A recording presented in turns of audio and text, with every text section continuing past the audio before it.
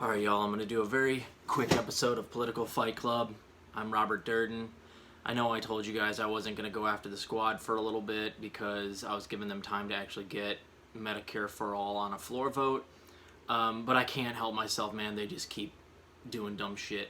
So it came to light yesterday, and I want to thank Brianna Joy Gray for bringing about this information. What exactly went on behind the scenes for the last bill and why $15 minimum wage wasn't included. And as it turns out, according to Pramila Jayapal, Joe Manchin was basically taking a hard line on no $15 minimum wage or something like that, and he also was insisting that there be no extension of unemployment or that the unemployment be lowered a lot. So he was extremely restrictive and very specific on what he wanted, and those were the things that he wanted, and basically the squad said they ended up agreeing that they would sign the bill if unemployment insurance were extended in exchange for giving up the $15 minimum wage, which I gotta say, you guys just got fucking gamed by Joe Manchin, you fucking half-wits. Every one of you guys is a dum-dum. He is the dumbest senator probably in the entire country. Maybe Ted Cruz. No, there's a couple of them, but like he's ridiculously stupid. He is not good at strategy, and you guys lost.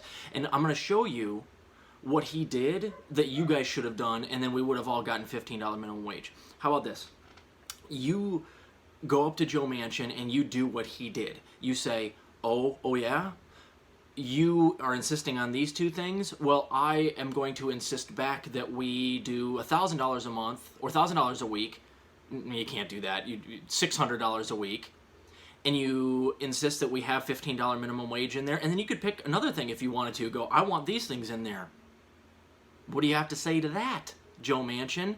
And if you don't want to go with the things that your constituents overwhelmingly want, I'm going to point out that you're the one standing in the way, and after we leave this meeting, I'm going to go out to a press conference and tell them exactly what you're telling me in here, and I'm going to name names, and they're going to tear you apart.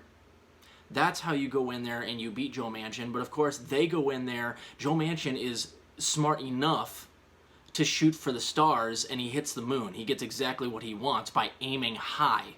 And of course, there's the squad that goes in there and aims for the middle because we're compromising. We're adults in the room. We don't want to be combative. We don't want to... That's my impression of Pramila Jayapal.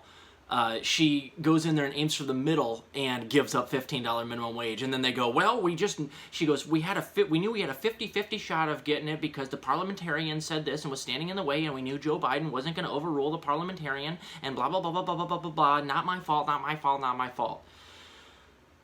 Yeah, it is your fault. You're terrible strategists. You don't know how to negotiate, and you guys think that if you tweet and maintain some sort of like image on your social media that everybody on the left is just going to forget what a spineless sack of crap all of you guys are.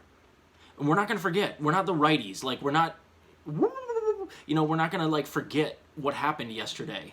We hold grudges on the left and we have long memories. You guys are done. Like, you guys are not going to get away from this ever. We're too smart on the left. So another dumb thing that Democrats are doing, and I just want to touch on this briefly, it seems to me that they're actually trying to lose the midterms, and I found more evidence of that this morning. Two more things that I can't even believe that they're actually doing. So this is some dystopian, like, hellscape shit I'm about to drop on you guys here. One, I saw a headline from The Hill that said that Jim Clyburn said that Democrats are planning to run in 2022 on COVID stimulus checks. I shit you not. They're going to run on a second bunch of COVID stimulus checks for 2022. That's their plan. They're going to drag their feet and do nothing until then and then run on more stimulus checks. First of all, fuck Jim Clyburn. I mean, he's the one that, by endorsing Biden, lost Bernie Sanders, South Carolina, basically single-handedly. He was the first domino that got Bernie's demise. So get fucked, Joe Clyburn or Jim Clyburn. If MLK were alive today, he'd hate Jim Clyburn because he's always, like, he's a black gentleman, but he always does the thing politically that will not help black people, but he still gets the votes from black people because the black people in South Carolina generally aren't, there's no way to become educated in politics. It's difficult down there, different kind of culture, and of course everybody down there watches, you know, it's a very red state, a lot of Republicans down there.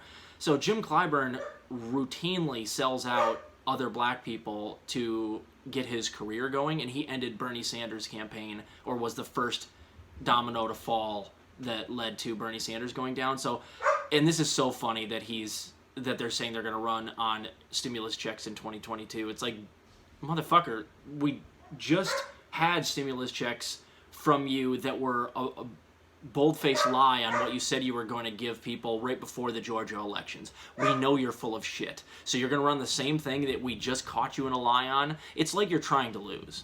The other thing that's so cartoonish that it doesn't even seem real is that I'm not kidding you, this Friday there's going to be a show, and I forget, it's on like one of the mainstream media networks. They're going to talk about the impact of COVID on women, and it's going to be Kamala Harris talking to Bill Clinton. Really? It's like they're honestly, it's like they're poking us, like trying to get us to go insane with these things. I mean, you don't want to have like, I don't even know, like you don't want to have like Jeffrey Epstein interviewing Bill Cosby. Like you couldn't make it any worse than Kamala Harris and Bill Clinton. Neither one of them has done a goddamn thing for women their entire fucking careers. And Clinton was impeached over the you-know-what in the White House. So it's like you guys couldn't pick any people less qualified to talk about this. You don't want to have like an expert on? You don't even want to have somebody that has a clean record on like sexual assault on? It's bananas. I can't believe it. Anyway, but yes, I can. I mean, it's like they're trying to lose. So I think they actually are. This is a farce. This is embarrassing, and they will lose. No one's going to believe them if they run on stimulus checks. And the job Joe Biden and Kamala Harris are doing right now is so embarrassing that the Republicans, they can basically do whatever they want and just shine a spotlight on the embarrassing job that our current administration is doing, and they can win on that alone. All they got to do is splice together a 15-second ad of Joe Biden, Raphael Warnock, and John Ossoff all guaranteeing $2,000 checks out the door if they won Georgia, and to just put "they lied to you" at the end. 10-second spot, lands like a sledgehammer, and you just ended all the Democrats' chances in the midterms. So it's going to be really easy for the Republicans. The Democrats are making it super easy. Keep fighting the good fight out there, guys. I'll see you later.